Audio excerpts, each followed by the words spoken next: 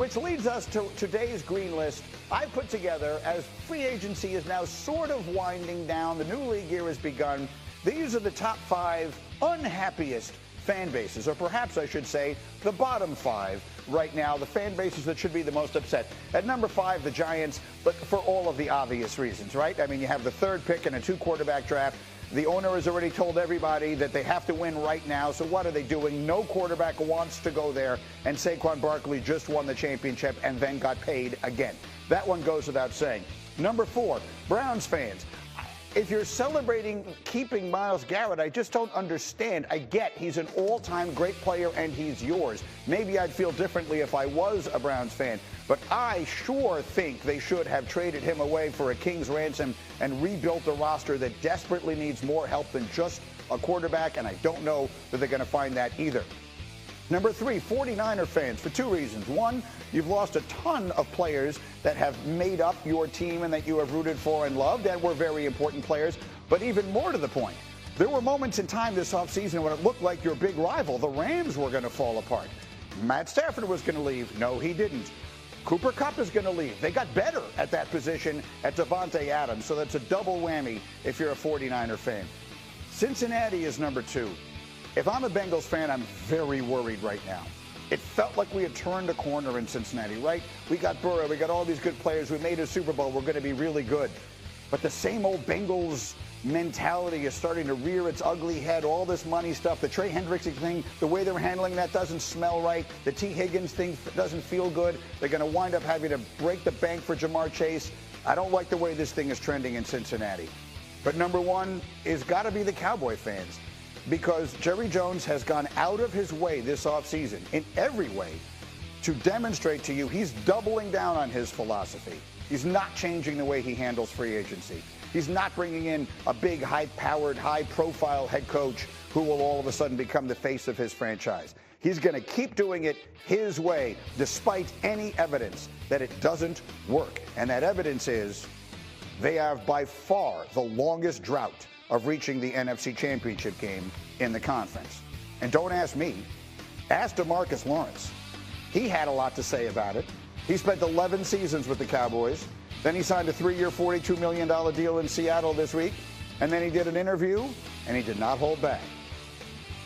Dallas is my home. I made my home there. You know, my family lives there. You know, I'm forever going to be there. But, you know, I know for sure I'm not going to win a Super Bowl there. So, yeah.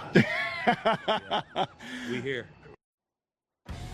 All right, so he said that, and then you saw what happened. Micah Parsons firing back in there by saying, this is what rejection and envy look like. This is some clown stuff, to which DeMarcus Lawrence then fired back, calling me a clown won't change the fact that I told the truth. Maybe if you spent less time tweeting and more time winning, I wouldn't have left. So this has been obviously the topic of conversation here and all across the sports universe today. And Bart, it just feels like it plays into what we were just talking about. It's sort of more of the show, more of the soap opera, more of the drama. And at the end of the day, it isn't about winning. None of this stuff is about the business of winning. It's a lot of page 6 stuff. It's some stuff that keeps your name out there. Some people think that good news, any news is good news. That's not the case, because what I think you're doing is alienating free agents that want to go there. Now, you can get free agents because we'll take that cash, especially in a place with no state taxes.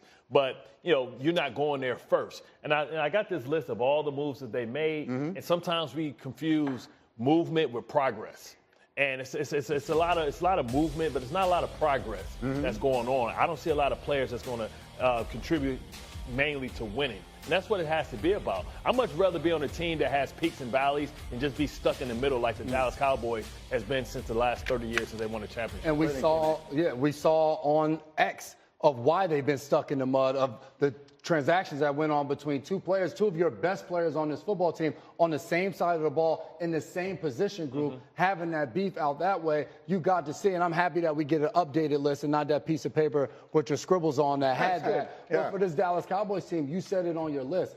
not only is DeMarcus Lawrence saying that, hey, I know I'm not going to win a championship there, he's saying the proof is in the pudding. For the past 10, 11 years since I've been there, we haven't made the moves in offseason to get better. We haven't found a way to win in the playoffs, and I don't see that moving anytime soon. He had that in his quiver, too. Like, he says, I know I'm not going to win a championship there, and then he looks at the camera. Like, yeah. You heard me, right? Yeah. Like he was ready to do that. He was there 11 years, and it's like, finally I can say this thing that I've been wanting to say the whole time. That is bad for the outside perception of the Dallas Cowboys. There's no doubt about it. But this back and forth lets me know that flash, Claude, we ain't never been friends. Because now this lets me know two of your best players in the same room, maybe not liking each other. You have to pick sides as teammates sometimes. And this lets me know that it's more to Misiai than just what's going on here. Maybe it's other players in that building that feel the same way about Michael Parsons. If there's one thing you know with the Cowboys, it won't be the last word spoken on the subject. There'll be much more to say, and we'll be here to say it. Meanwhile, first, Lawrence does. If you spent less time tweeting and more time winning, I wouldn't have left. There was no one on planet Earth who doesn't recognize and acknowledge how great a player Micah Parsons is. There are people who have raised the question, should they trade him rather than sign him to an enormous deal in order to reset, rebuild, whatever the word is, as painful as that would be. Would you be on that side? Yes. Ooh. Yes, I would absolutely trade Micah Parsons. There are so many other reasons in terms of roster building that we could get into, but for all intents and purposes with this conversation, he is an impediment to developing the kind of culture that you need in order to win championships. Again, the best players don't always make the best team, but the best team always wins. There is no logical explanation for why the 2007 New York Giants beat the 2007 Dallas Cowboys, except for culture. That's the only explanation. But point blank, period. I guess I'm wondering, like that Cowboys team won a whole bunch of games. Like we've seen Micah Parsons' Cowboys teams win a whole bunch of games. You're saying there's something missing in the culture that works for 4 months and then doesn't in January. When you go against other good teams. When you're playing against the other good teams. Can I go back to what he just said? I ain't trading Micah Parsons. Yeah, I wouldn't do that either. I'm not saying. You're forgetting, you can put the video up of him crawling after he's making the sack. He dominates a game. He dictates so much. J-Man, you talking to a D lineman. You think I don't know how pass rush helps win championships? You think I don't know? So why we get But it's not just about one player. And that's what everybody keeps missing. He helps everybody else. How was the dynasty built in Dallas? They traded a guy named Herschel Walker one day, and you've got a lot of good players that came together and played together collectively as a group and created a culture and was able to win. Sometimes, he may be right to win, but maybe not right now. So you trade Micah Parsons, and what leads you guys to believe that they have the infrastructure that's going to build this incredible team now? Cowboys pretty good at finding players now. Will McClay pretty good at his job. You're right. That's why they got Micah Parsons. That's why they got CD Lamb. Okay. They have the guys there, and they're building it with that team. They're building what? That's not what are they building? The same thing we've seen the last 30 years. If you trade Micah Parsons and the same people are in charge, I don't understand why you're saying it's going to be different now. So you're giving them $45 million a year? Well, if you would have paid them before, it wouldn't have had to be 40. Well, that's a whole other problem. You got to do it now, yes. They've made a lot of other of those kinds of mistakes, like structural mistakes, building mistakes, not paying players early rather than paying them late. All the Howie Roseman stuff that we've talked about here, what the Eagles have done so well, pay a player a year early and give up on a player a year early, but as opposed to the mistakes that some other people do. So that's a whole, that's sunken cost. You're not undoing what you did with Dak. You're not undoing what you did with CD Lamb. The bottom line of it is, Graziano, you and I had a conversation. I posted something on Sunday how long ago does this feel like? When the Cleveland Browns worked out their deal with Myles Garrett. I saw it.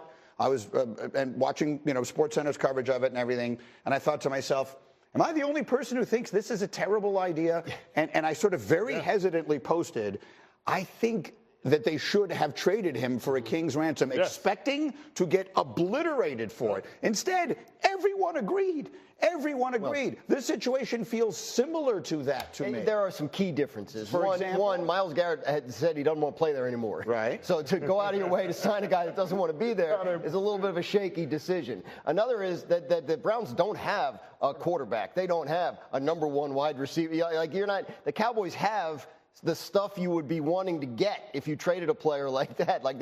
They need to build out the infrastructure of their roster a little bit better. They were very good at that for a number of years. They had good rosters and good teams. but they haven't been able to cash it in. And So now, isn't the way you do that by getting a lot of draft picks and just drafting a couple of offensive sure, but I mean, linemen like and it's drafting not like they're linebackers? short on draft picks, though, right? It's not like like the Vikings, I think, have 4, right? Like they don't need more picks; they just need to do better with them than they've done the last couple of years. I mean, talent breeds tolerance, right? And maybe if DeMarcus Lawrence is speaking, like we've all had teammates, and we don't tell the stories about the stuff it is to deal with them on a daily basis. And maybe Lawrence knows a little bit more than what we are privy to, and maybe it's not just all sunshine and roses inside of that building.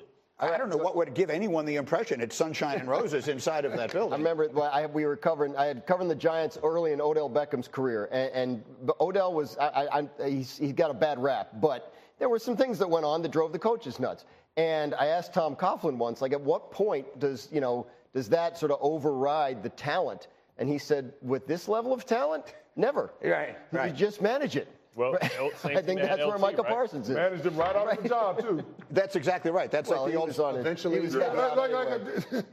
But you know those type of players where I've seen it. You've seen the young guy come in that is immensely talented, and you try to explain to him, you're going to have to change because at some point your talent level goes from this high, and year after year it's going to drop. And we know those organizations at the top.